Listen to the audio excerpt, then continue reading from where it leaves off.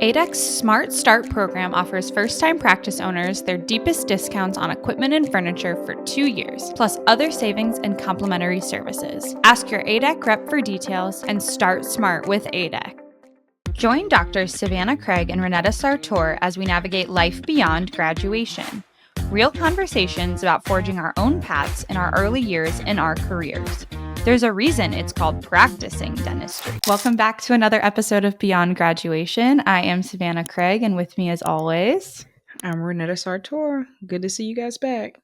So the way we record these episodes is we just pick Saturday and we just keep going. So that's why we always look like we're in the same outfits. But sometimes we'll record.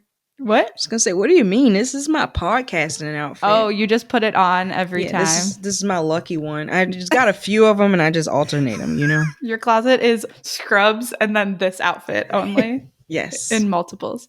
For podcasting. But sometimes we have topics queued up that we want to talk about. And then sometimes as we start talking, we just keep rolling into things and we figure if we're interested in it, maybe everybody else is too.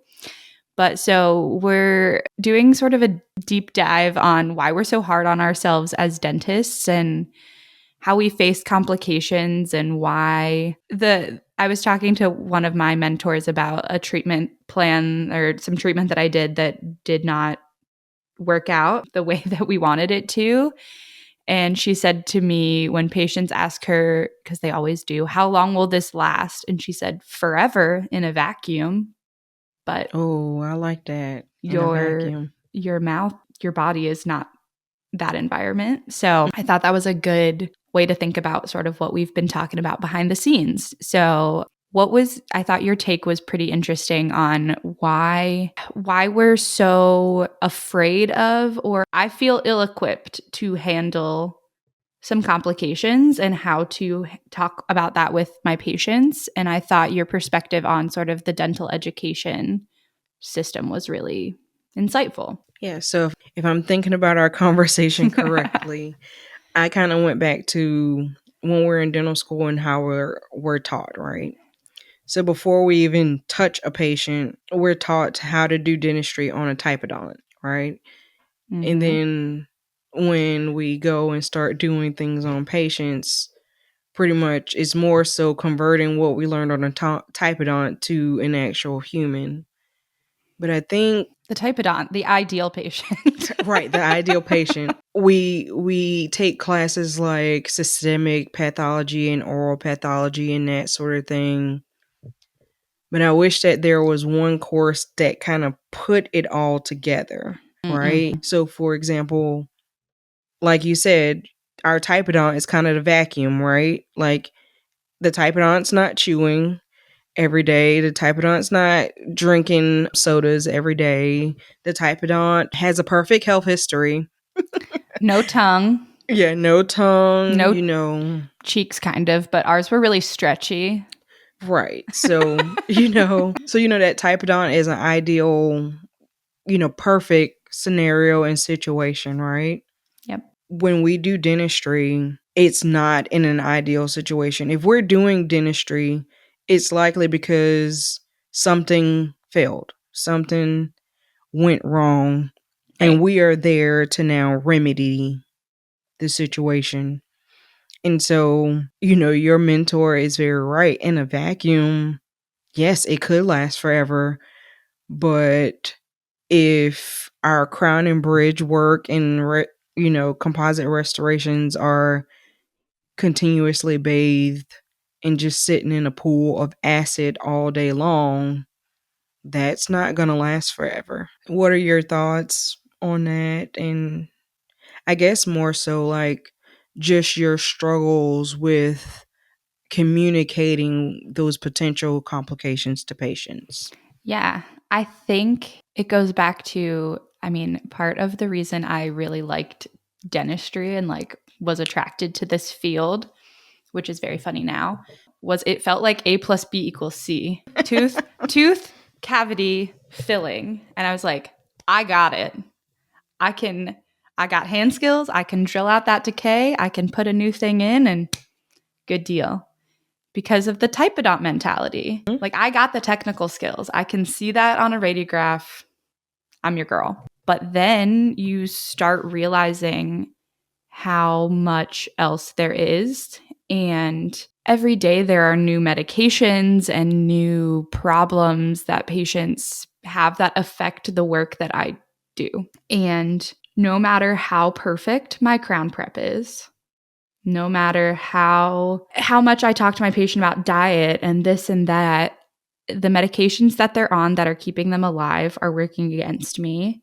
The habits that they have that they don't necessarily even realize are bad habits work against me. Heck, hate to admit this one, but I'm a nail biter. I've been a nail biter my whole life. My mom is a nail biter. My grandma is a nail biter. I come from a long line of nail biters, and I know how bad that is for my teeth. And I know that one day I am one hangnail away from chipping one of my incisors. But I can't stop it. And it's a stress habit, you know? And so there are people out here doing things like that who may or may not know better. And so I just think we're very hard on ourselves as dentists because in school we are taught A plus B equals C. And that's not the actual environment we're working in or the reality we're working in. And even the best materials we have, you know, amalgams were the standard of care forever and ever. And then we find out that they're not perfect restorations. You know, like we are doing the best in a terrible environment that's already broken with the best materials we have that are not as good as what was already there, you know? Yeah, that's very true. And how do you get to the bottom of some of these habits or medications, or stay on top of learning what things are causing xerostomia? Or I think the big one that I've started talking to people about is like liquid IV and those sorts of like hydration drinks that a lot of people think is healthy. So I just think the world around us is making it very hard to do dentistry. Yeah, I mean, it's even like not if we take teeth out of it, right? Yeah. Just about everything has sugar in it. And so, like you say, even the liquid IVs have sugar in it. I mean, there are like sugar-free ones, but it's still acidic or impacting your saliva pH anyway. Exactly.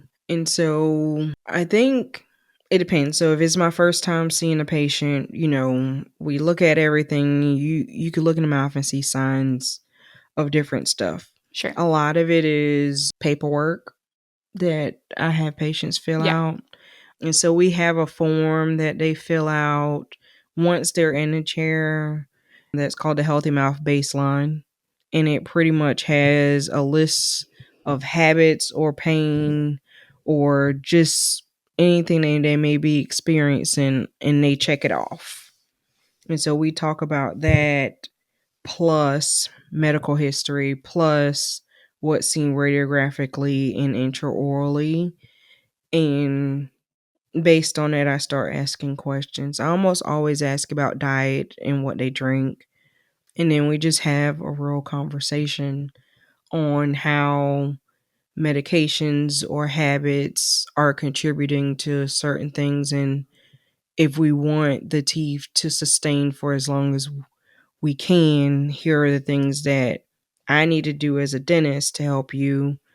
But also, you have homework too every day to help me help you, you know, attain your goal of keeping your teeth for as long as you can. I like that.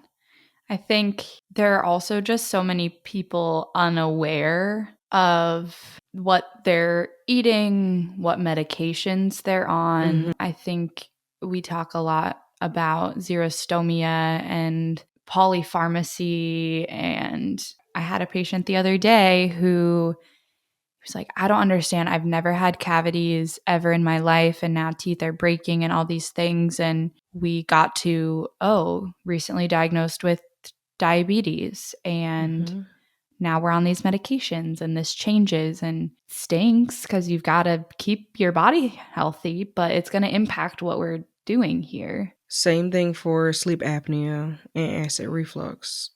Yep. And antidepressants, anti-anxiety medications. It's just so much. Almost all of those things that we mentioned causes xerostomia.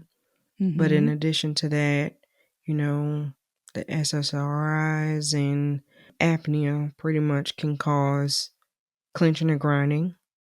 And so whatever we put in there, may not hold up as long as we need to, but it just means that, okay, now that we know that these things are going on, it changes our treatment plan or how we might go about it. If we're doing a risk assessment and you score in the high risk category for sleep apnea, one, it's important for you from a systemic standpoint because we want you to be here. We want you to be alive.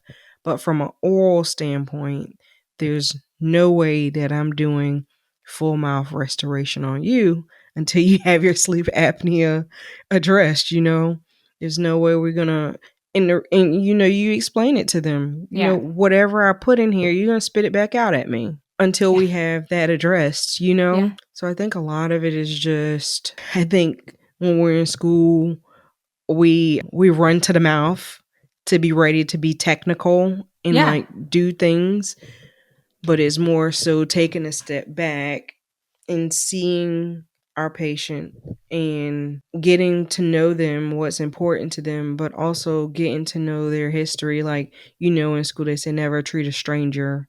Yeah. Part of this, though, too, is just knowing how these things impact the dentistry. And I don't know about you, but we were taught to look at the medical history, to look at all these things. And at least for me, those were focused on safety of local anesthetics and that sort of systemic thing. But I don't think dental school doesn't have the time to teach you everything, first of all. Second, for me, our occlusion lecture was like spring of our first year, when I didn't know anything about anything. And so none of that made sense to me and how it was all connected. And so same thing with like pathology and medical history. If you don't know how these things, learning that SSRIs cause clenching and grinding and also impact bone, and we were talking about a little bit about implant failure and things like that. If you don't know that these things can impact your dentistry and in what specific ways, you can't communicate that to your patients. And it's hard. There are new medications that come out all the time. So how do you keep up with this? You just try your best to, take as much continuing education as you can. Because honestly, a lot of it is, I go to continuing education courses.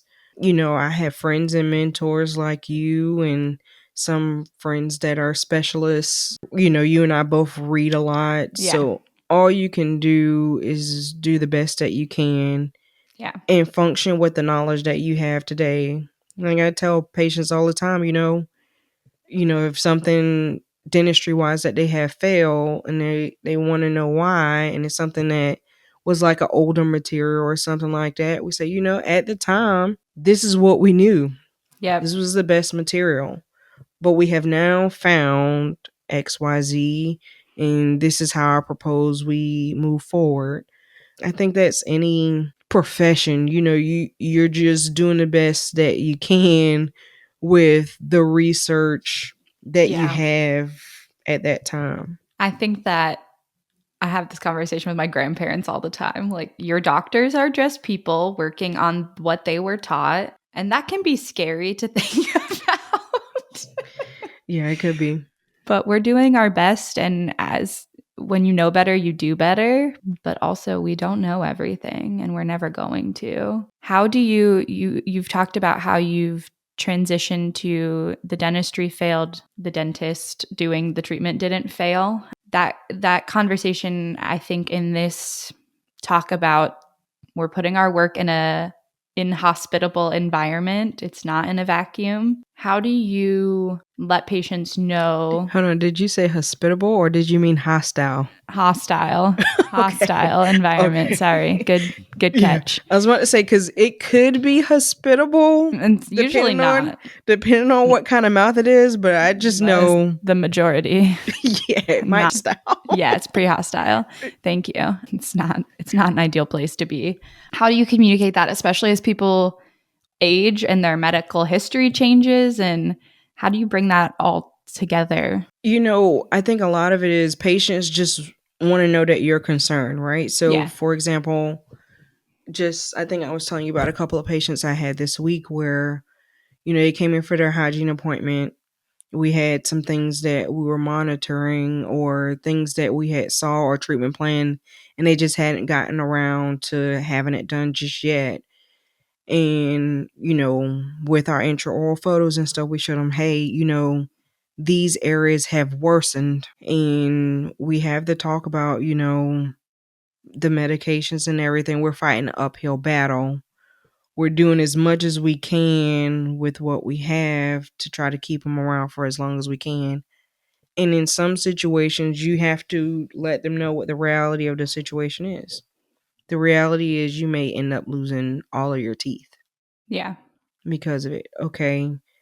Now that we've had this discussion, what are next steps? They can go home and think about what that would mean to them and how they may want to move forward with it. And then, we are here to help them get to, whatever goal would be achievable for them based on what their situation is, if that makes sense. Absolutely. I do think with the idea of polypharmacy and complex medical history, all of this is also always in flux. And at the time when you did that work, that may have been the best thing, or it was working then, but now they're diabetic. Or, even you think of like a lot of crown and bridge work, and people go through life things where maybe there's been like family loss or depression and they weren't caring for things, and now we've got recurrent caries. And I think, like we said, it's not a vacuum, and knowing that there are just so many factors. There are more factors working against me than like me. I think the important thing, like you said, like it's so many things going on, is making your patient aware of that, expressing concern for not only what's going on with them systemically, but what's going on in the oral cavity, but just making them aware so that they can have a conversation with their primary care doctors. And Yeah. then together we can decide what the best course of action is to be able to help them. Yeah. And a lot of talk of prevention. And sometimes it's just, we'll maintain this as long as we can. And it is what it is. But I don't think we're taught enough about the potential complications or how to deal with them when they arise in dental school, because we're not seeing things very long term either. I think that's been the beauty of I was in my associateship for 4 years. So I got to see some things work well, and I got to see some things not work very well. But it gets you to start asking the questions, Yeah. It's asking yourself the question, but also asking the patient questions, because they live in their body. Their mouth is attached to them, every day. So we don't, I can only know what I see when you come in for your appointments. Yeah. I tell patients a lot, I'm not coming home with you, so I can do my part here, but you gotta hold up your end of the bargain to the best of your ability. But I don't know why dentists, we want to be the heroes and like solve all the problems, and sometimes you just can't slap a composite in there and fix it, Does that make sense? And I think that shows growth, right? Yeah. In your journey in dentistry, of when you know that you can't fix everything, and just because you can do something doesn't mean that you should. Yeah. That's heavy though. I think we want to be problem solvers. Again, I went into this because I thought cavity filling, I did it. And man, is it more complicated than that. Oh yeah, it's a whole web, but everything's connected and everything. And so it's a fun time to be alive for sure. And be in a profession. There's so much to learn. It never gets boring. For good or for bad. Yeah, better or worse, right? Yep. So we'd love to hear your take on our topic here. I'm sure You all have lots of experiences and lots of things to share. So reach out to us. You can find me on Instagram at Dr._Sartor, and you can find Savanah at Savanah Craig DDS. We'll catch you next time. Thank you for joining us for this episode of Beyond Graduation. If you enjoyed this week's episode, be sure to share it with a friend. Connect with us on social media at Savanah Craig DDS and at Dr._Sartor. And remember, you are not alone on this journey. ADEC certified pre-owned equipment is a sustainable, affordable choice that makes genuine ADEC equipment available to every doctor. Each package is sold on a first-come, first-served basis. So, if you see one you like, contact your dealer. For more information, go to www.adec.com/find a dealer. Thank you for listening to Beyond Graduation, brought to you by Ignite DDS and Future Dentists. This episode was sponsored by Ignite DDS Coaching. We build self-determined futures. For more information, please reach out to the Ignite DDS team.